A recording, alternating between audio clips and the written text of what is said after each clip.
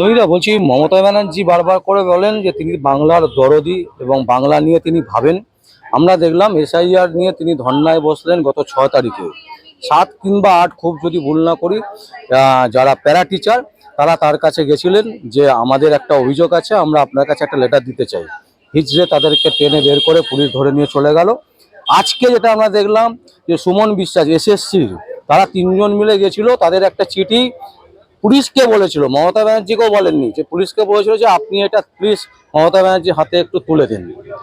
মমতা ব্যানার্জি নির্দেশ দিয়েছে, তাদেরকে থানায় নিয়ে চলে গেছে, হেরাসির থানায় এখনো তারা বসে আছে। কি বলবেন?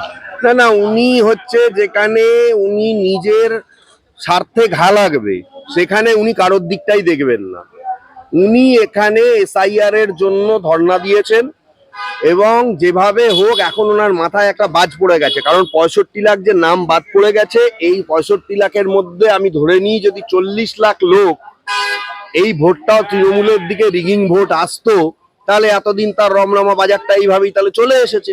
উনি দেখতে পাচ্ছেন যে রিগিংটা বন্ধ হয়ে যাওয়ার জোগাড়, সুতরাং উনি জিতবেন কি জিতবেন না, নাকি গোহারা হারবেন, এইটা ওনার মাথার মধ্যে এখন মাথা ব্যথার মূল কারণ হয়ে দাঁড়িয়েছে। তাই এখন ওই প্যারা টিচাররা তার কাছে যাক, অন্যান্যরা যাক, সবাইকে তিনি আউট করে দিচ্ছেন। আর তাছাড়া সব থেকে বড় ব্যাপার হচ্ছে যে এটা বোঝা যায় যে উনার প্রত্যেকটা বিষয়ের মধ্যেই কিন্তু রাজনীতির গন্ধ রয়েছে। কেমন বৈপরীত্য দেখুন, এই নেতাজি ইন্ডোরে উনি কিন্তু এই টিচারদের পাশে দাঁড়িয়েছিলেন, টিচারদের পাশে দাঁড়াননি। যখন সুপ্রিম কোর্ট অর্ডার দিয়েছিল বা হাইকোর্ট অর্ডার দিয়েছিল তখন নেতাজি ইন্ডোরে তাদেরকে ডেকে তাদের পাশে দাঁড়িয়ে রাজ্য সরকার দিতে চায় বলে তিনি একদম দরদ উতলে পড়েছিল।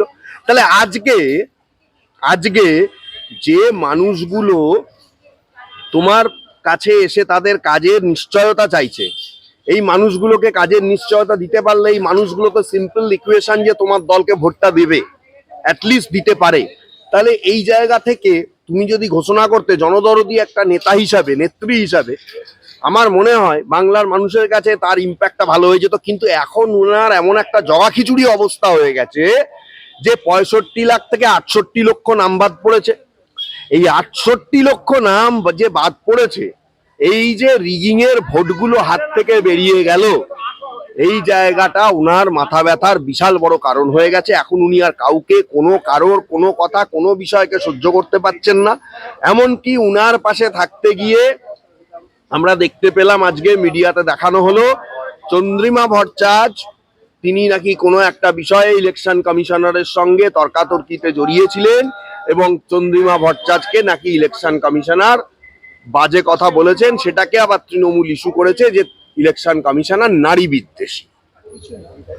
তো এই নাটকগুলো আমরা দেখতে পাচ্ছি এখন রাজ্যের মধ্যে। কিন্তু এই ওয়াই চ্যানেল বন্ধ করে দেওয়াতে আমি মনে করি এই হাইকোর্ট বা ডালহৌসি চত্বরে যারা নেমে প্রতিদিন কাজকর্ম করতে যান তাদের অত্যন্ত অসুবিধা হচ্ছে। আমি কলকাতা পুলিশকে আপনার মাধ্যমে অনুরোধ করব যে মমতা বন্দ্যোপাধ্যায় বা অন্যান্য হেভিওয়েট নেতারা তারা তো 10টার অনেক পরে আসছেন, তাহলে 10টা থেকে 11টা, 11:30 অবধি অন্তত খোলা হোক। আপনার তো স্কটল্যান্ড ইয়ার্ডের একদম মানে হচ্ছে যে সেকেন্ড কপি সংস্করণ, তাহলে 10টার আগের থেকে কেন ওয়াই চ্যানেলটা বন্ধ করে রাখছেন? আর মমতা ব্যানার্জি চলে যাওয়ার পরও অন্তত সেটাকে ক্লিয়ার রাখুন যাতে মানুষ সাধারণভাবে যাওয়া আসা করতে পারে, কারণ এটার জন্য মানুষ হয়রানি হচ্ছে। এবং মানুষ যে হয়রানি হচ্ছে তত কিন্তু কলকাতার এই কেন্দ্রিক ভোটগুলো কিন্তু মমতা বন্দ্যোপাধ্যায় হারাচ্ছেন। ঠিক আছে, যতটুকুও বা যারা লোকজন একটু মানে যদি আমি অসন্তুষ্ট হই, তোমার জন্য যদি আমার অসুবিধা হয়, আমার নিজের পেটের ভাত যদি লাভ পড়ে তোমার জন্য, তোমার দলের কার্যক্ষমতার জন্য, তখন আমি কিন্তু সেখানে দেখতে যাবো না যে তুমি কত মহৎ। ঠিক আছে, তখন আমি বলবো যে এই লোকটা এখান থেকে গেলে ভালো হয়।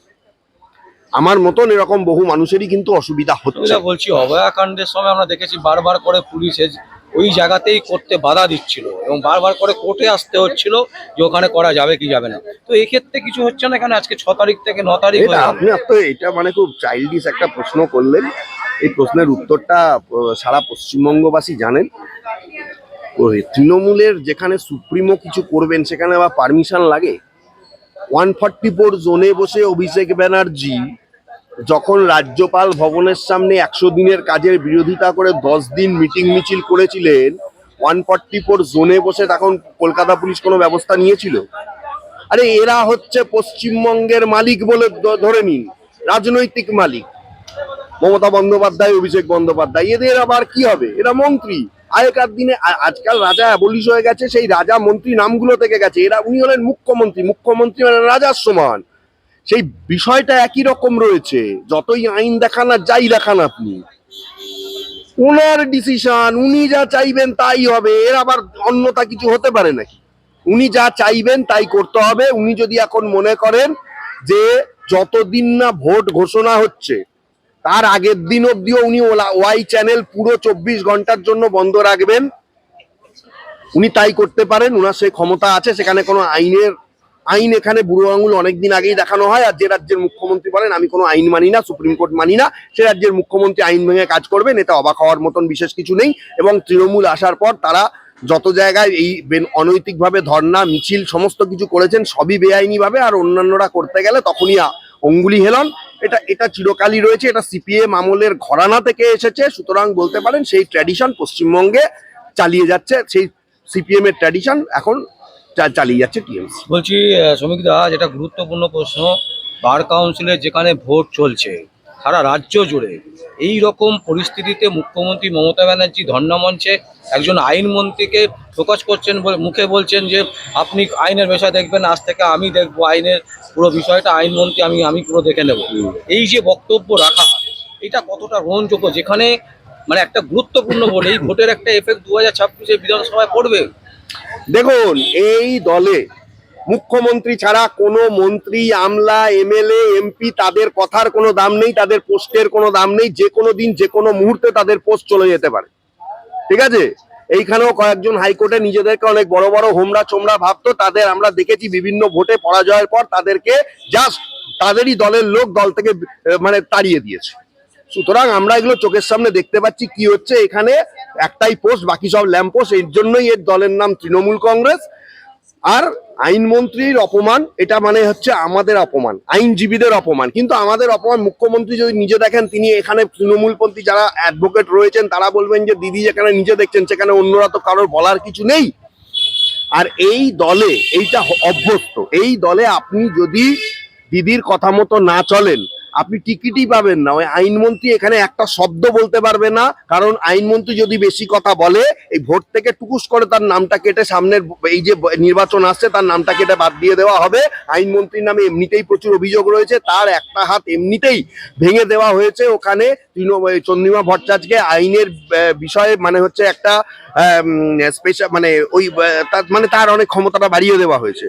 সুতরাং মলয় ঘটক এখন জাস্ট, এবং মলয় ঘটক টিকিটও পাচ্ছে না যতটুকু সময় আমার কাছে যেটুকু খবর তৃণমূলের, আমি জানি না, মলয় ঘটক প্রবাবলি এই মুহূর্তে টিকিট পাচ্ছে না, যার জন্য এটা তাকে দেখিয়ে দিল যে তার প্রতি পছন্দ নয় এবং এটা একটা অপশন। এই অপশন থেকে তার মানে একদম বুঝিয়ে দেওয়া হলো যে তিনি দলের কাছে ব্রাত্য। এখানে বার কাউন্সিলের ভোট চলছে, দেখুন কোর্টের ভোটে তৃণমূল কিন্তু এখন অনেকটাই ব্যাকফুটে। বার কাউন্সিল, হাইকোর্টের বার অ্যাসোসিয়েশনে বড় বড় পোস্ট হেরে গেছে, প্রেসিডেন্ট জিতে গেছেন যাই হোক কোনো রকম ভাবে। হ্যাঁ, তিনি অত রাজনীতি নিয়ে মাথা টাথা ঘামান না। ঠিক আছে, তিনি মানুষকে ভালোবাসেন, একটা তার বাহ্যিক পরিচয় রয়েছে, সেই দিক থেকে তিনি লোকজনের পাশে থেকে জিতে গেছেন। তো সেক্রেটারি সব থেকে মেন পোস্ট, সেই পোস্ট হেরে গেছে তৃণমূল। বা ক্লাবের যে ভোট, হাইকোর্ট ক্লাব, সেখানে তো একদম ভরাডুবি হয়ে গেছে। বার কাউন্সিলের ভোটে আমার মনে হয় কয়েকজন তৃণমূলের যারা একদম প্রাচীনপন্থী তারা হয়তো বেরিয়ে যাবেন, কিন্তু আজকের ডেটে, আজকের ভোটের শেষে যেটুকু বিভিন্ন কোর্ট থেকে খবর পেলাম বা হাইকোর্টের যেটুকু আবহাওয়া, অনেক হেভি ওয়েটের উইকেট পড়ছে, বার কাউন্সিলের অনেক হেভি ওয়েটের উইকেট পড়ে যাচ্ছে। সেটা সময়ের অপেক্ষা। কারণ হচ্ছে যে এই ভোট কাউন্টিং করতে, পশ্চিমবঙ্গের মধ্যে এই ভোট কাউন্টিং করতে 4 থেকে 5 মাস বা 6 মাস সময় লাগে, আগের বার আমরা দেখেছিলাম। সুতরাং এই ভোটের রেজাল্ট বেরোতে কিন্তু বিধানসভারও বহু পরে রেজাল্ট বেরোবে। সুতরাং কারণ আগের বারই 5.5 মাস সময় লেগেছিল পুরো ভোট কাউন্টিং করতে। তৃণমূলের কয়েকজন হাতে গোনা লোক ছাড়া বাকি টিকিটগুলো বা বাকি উইকেটগুলো পড়ে যাবে বার কাউন্সিলে, এটা একদম 100% আপনি জেনে রাখুন। ঠিক আছে, কারণ ওরা যতই করুক, কারণ হচ্ছে যে তৃণমূলের ঔদ্ধত্য মানুষ মানছে না। এবং বিভিন্ন কোর্টে যখন আমরা গেছি, লোককে সরাসরি আমিও জিজ্ঞেস করি যে 5 বছরে বার কাউন্সিল কি করেছে অ্যাডভোকেটদের জন্য, তারা কোনো উত্তর দিতে পারেননি। বড় বড় তারা কাগজ ছাপিয়ে এনেছেন, সেই সমস্ত কাগজে শুধু তেল মারা কথাবার্তা। ঠিক আছে, আমি জানতে চাই সাধারণ অ্যাডভোকেটদের জন্য বার কাউন্সিল কি করেছে, তার কোনো উত্তর আমরা পাইনি। আইনজীবী প্রোটেকশন অ্যাক্ট চালু হয়নি, আইনজীবীদের জন্য, জুনিয়রদের জন্য পার মান্থ যে স্ট্রাইপেন অন্যান্য রাজ্যে আছে সেগুলো কোনো কিছু চালু হয়নি। জুনিয়রদের জন্য সেমিনার এগুলো কিছু করা হয়নি। শুধুমাত্র নিজেদের আখের গোছানোর জন্য যারা রয়েছেন, আমি মনে করি কয়েকজন ভালো কাজ করেছেন, তারা আবার জিতে আসবেন। কিন্তু যারা করতে পারেননি কার্যত এই 5 বছরে, তারা 5, 5.5 বছর, 6 বছর যে সময়টাই তারা ছিলেন, কার্যত আমার মনে হয় তারা ফেলিওর। সেই জন্য আমার মনে হয় যে তৃণমূলের অনেকগুলো উইকেট পড়বে বার কাউন্সিলেও। সুতরাং আর মলয় ঘটকের জন্য মানে আমি অত্যন্ত খারাপ লাগে, মুখ্যমন্ত্রী এইভাবে তাকে আজকে অপমান করলেন প্রকাশ্য সভায়, অত্যন্তই খারাপ লাগছে। তবে দেখুন, সত্যি কথা সত্যি ভাবে বলে দেওয়াই ভালো। যতদূর সময় আমার কাছে খবর আছে, মলয় ঘটক আগামী ভোটে মনে হয় টিকিট পাচ্ছেন না।